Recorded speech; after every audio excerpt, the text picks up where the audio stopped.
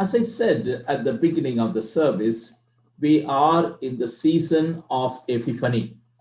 Epiphany means God reveals. God reveals himself, a sudden realization of God's presence among us. That's another definition. God reveals himself even in dark times, even in difficult period. Samuel's childhood was filled with uncertainties. No proper leader among the Israelites. Eli, the priest in the tabernacle, did not take care of the people well. In fact, his sons were wicked and they were exploiting the people who came to worship the Lord. And Eli gone way away from God. In this circumstances, God called Samuel. Samuel was a small boy, but God still called him. God reveals himself. He called him 3 times. Samuel, first time, the second time again Samuel, third time Samuel, and then he answered because Eli told him how to respond to that call. He said, "Speak, your servant is listening. Lord, speak, your servant is listening." Samuel hardly understood the message. Even then, God spoke. There are 3 things quickly I want to list down as I proceed in our meditation.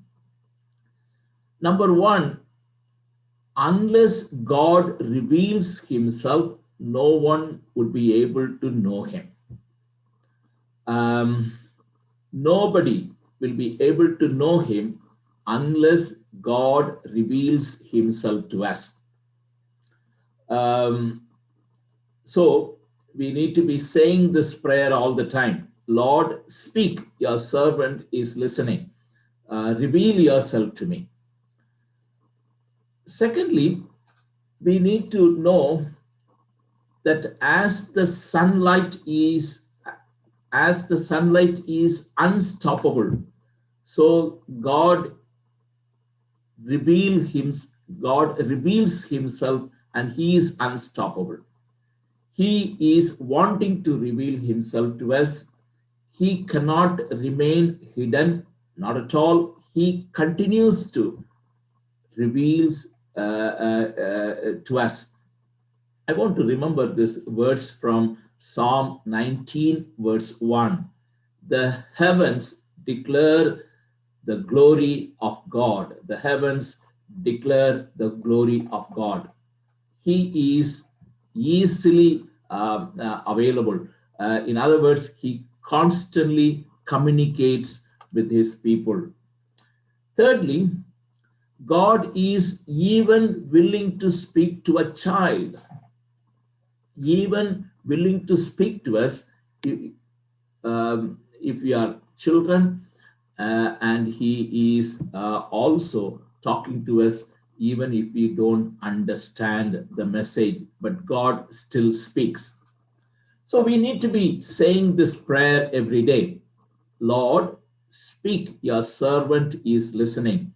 We know that you are constantly revealing yourself to us, but help me so that I decode the message.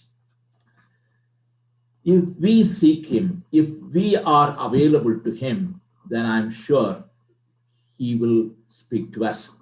We will listen to we will be able to understand his message. Now, in our gospel portion, we read about Philip and Nathaniel. Now, before we go to Philip and Nathaniel, I want to say something. When you see John's Gospel, chapter 1, you see Jesus recruiting his disciples. A recruitment drive is taking place. A recruitment recruitment of disciples. There are 5 people who have been recruited in John's Gospel, chapter 1. First, Andrew and John. Andrew went and told his brother Simon. 3. Then Jesus called Philip and said, "Follow me." Number 4, Philip went and told Nathanael, and Nathanael came and followed Jesus. So 5 new disciples, or 5 disciples joined Jesus. Now, disciples are asked to come and see. Disciples are asked to come and experience Jesus. Jesus said to Philip, "Follow me," and he followed Jesus. Within no time, he went and told his friend Nathanael. And Nathanael received the message, but he was not pleased with the message that Philip brought. He said, "We have found the Messiah. He is none other than Jesus, the son of Joseph from Nazareth." Nathanael is surprised. In fact, he was shocked. Can anything good come out of Nazareth? Does the Messiah come from Nazareth? If he is from Jerusalem, I understand. If he is from one of the prophetic, one of the groups of prophets, I understand. Nazareth is never heard of, even in Galilee, the region. Nazareth is in the region of Galilee. Even people in Galilee hardly knew about Nazareth. It's an insignificant place. Anything good come out of Nazareth? A genuine question. We say that, yes, London brought up. Oh, we look up our heads. Or New York brought up. Harvard educated. Stanford educated. Wow. Because we think that no civil, an intelligent person, an industrial person cannot come from ordinary places.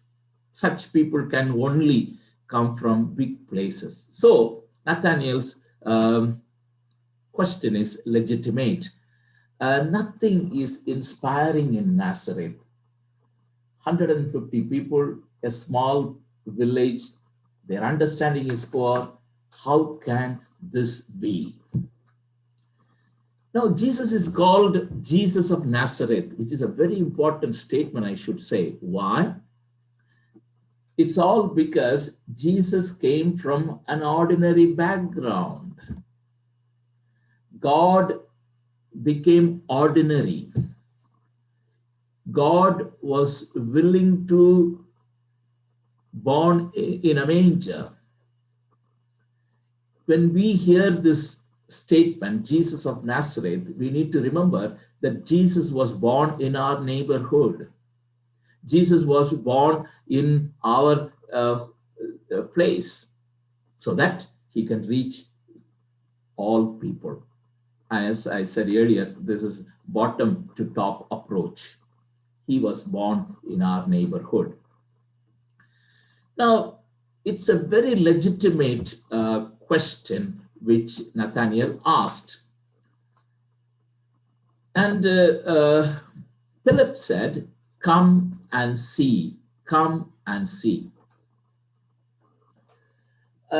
What Philip said is, I am convinced, I am 100% convinced that he is the one who is to come.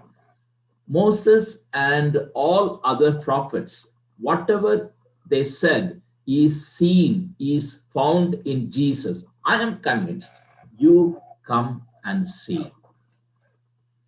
Come and see is a very important 2 verses in John's Gospel.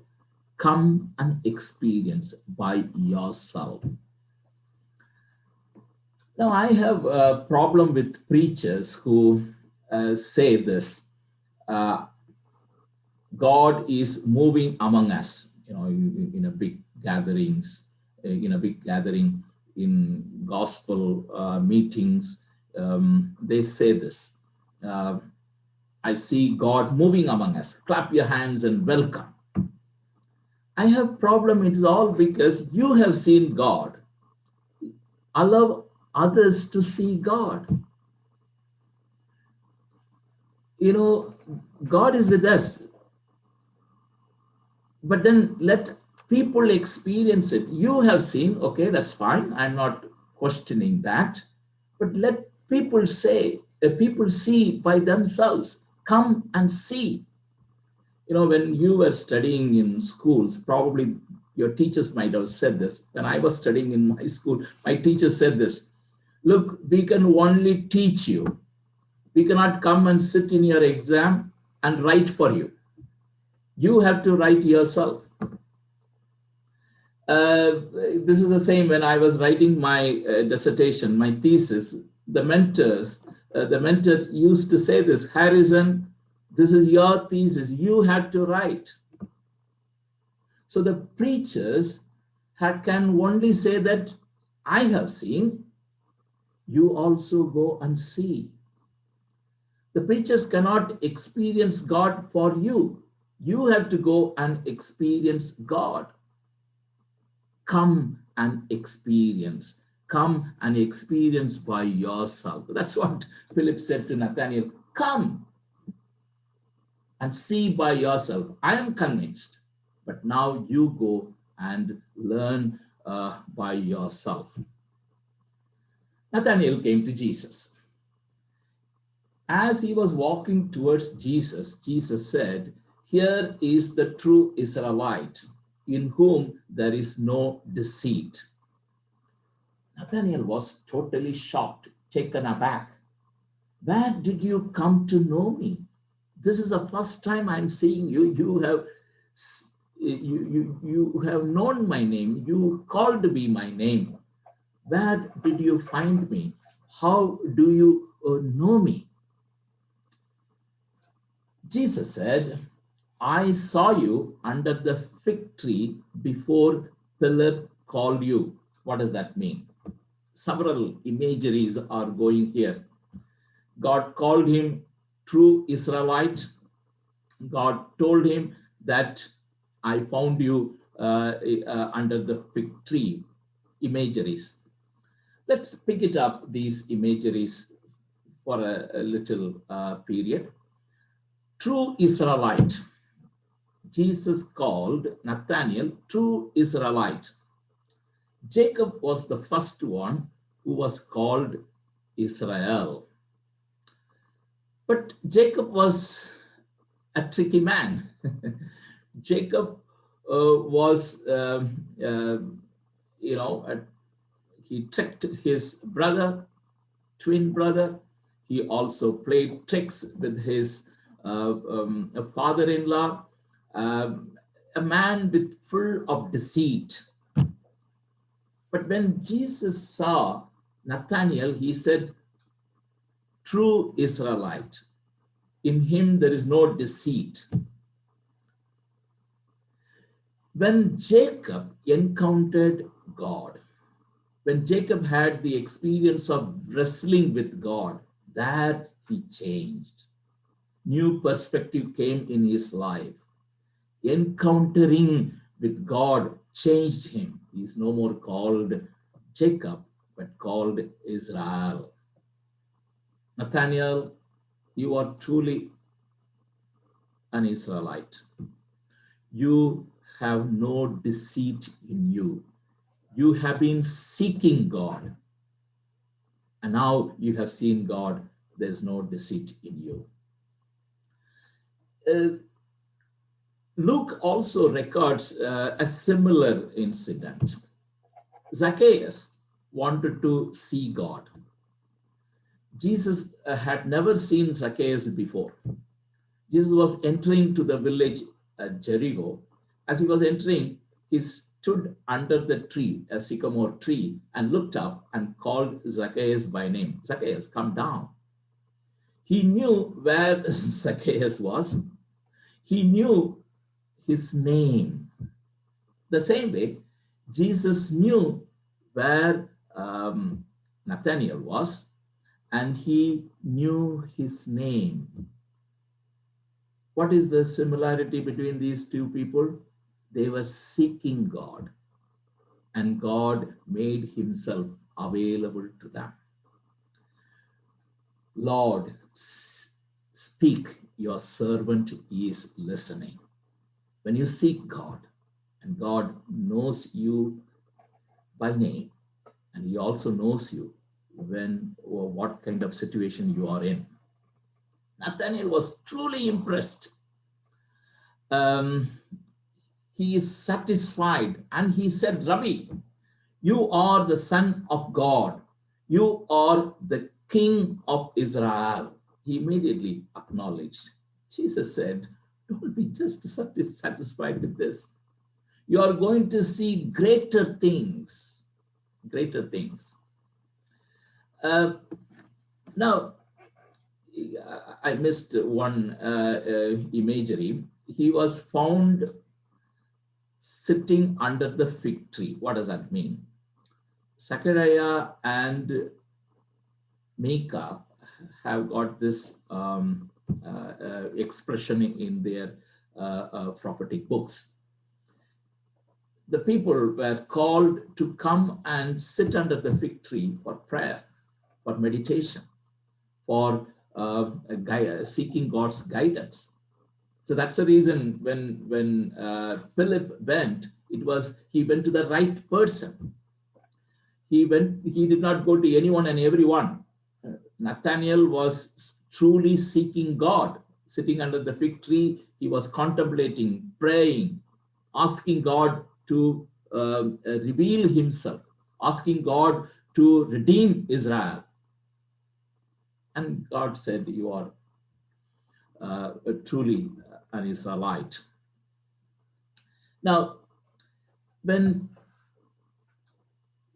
he was so surprised seeing Jesus, Jesus said, no, you will see even greater things.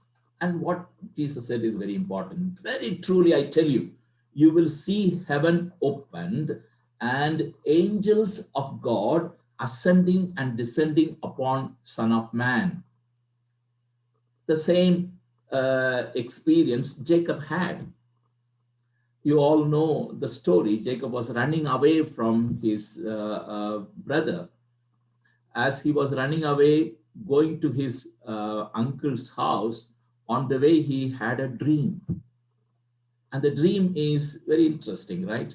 There was a ladder, and he saw the ladder connecting earth and heaven, angels of God ascending and descending. The similar thing Jesus is saying here. True Israelite, listen to this. Now on, you will see angels ascending and descending on Son of Man. What Jesus is saying here is that ladder is no more needed. In this case, Jesus did not mention anything about a ladder. Now, Son of Man has come. He brought heaven down on this earth. On Son of Man, the angels of God are descending and ascending. He is the Lord whom you should be worshiping. Ladder is removed. Heaven came on this earth. Since Son of Man has come, since heaven is brought down, everything is possible. You will see greater things in your life. That's what Jesus said to Nathanael. You know, in this year, we have taken these words, trust in the Lord with all your heart. Do not rely on your own insight. When we hear the second statement, do not rely on your own insight, we get the impression that we should not use our minds. we get the impression that we should not reasoning. We have to simply, blindly trust the Lord. I don't think so. See, we have to apply our mind for sure. Love the Lord with all your heart, with all your soul, with all your mind, and with all your strength. Apply your mind, apply your reasoning. This is necessary in our Christian journey. So when Solomon said this, do not rely on your own insight. He said this, that don't think that God can do only this much. God does wonders beyond your imagination. Don't stuck with your own insight. Nathaniel was kind of stuck with this. Wow, enough. And Jesus said, you will see even greater things. Don't be stuck with this. I remember the statement made by William Carey. Expect great things from God. Attempt great things for God. God is here. The heaven is brought down. And he will do wonders in your life. Expect great things from God. Attempt great things for God. So trust in him. Experience him. You will find he is worth knowing, worth following. I want to finish with this illustration. I don't know whether you know this game called Kabaddi. Kabaddi is a game which is not included in the Olympics yet. There are discussion going on. And this game can be included in the Olympics. I don't know whether it is included in the coming Olympics. Kabaddi is a very interesting game. We Christians are like, players of Kabaddi. Two teams. One person from one team will go to the opposite team. The problem is that the more he stays there, the chances are more for him to be caught. So he has to be there for a very short period and then come back. But he goes there and touches people and come back. He has to somehow reach to a certain distance in the opposite team, and he should touch people and come back. If they stay more, they are caught. We Christians are like that. We want God, but we want to go, touch, and run back. I think that's where we don't know God more. Jesus is saying, come and see, come and experience. So we need to be saying this prayer every day. Lord, speak, your servant is listening. May the dear Lord bless us all. Amen.